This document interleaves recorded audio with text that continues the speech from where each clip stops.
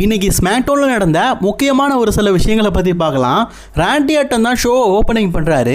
கோடி ரோட்ஸ் வந்த உடனே கோடியும் ராண்டியும் மாறி மாறி அடிச்சுக்கிறாங்க.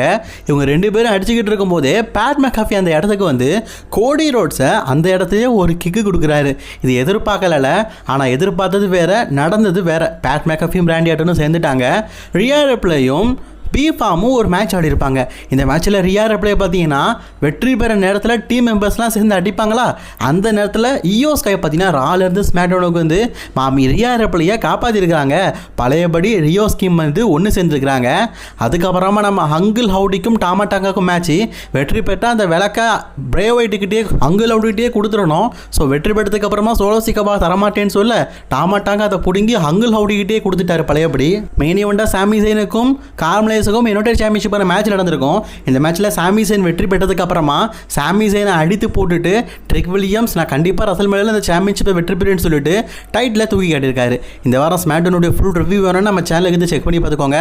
தொடர்ந்து வீடியோ பார்க்க சேனலை சப்ஸ்கிரைப் பண்ணிக்கோங்க.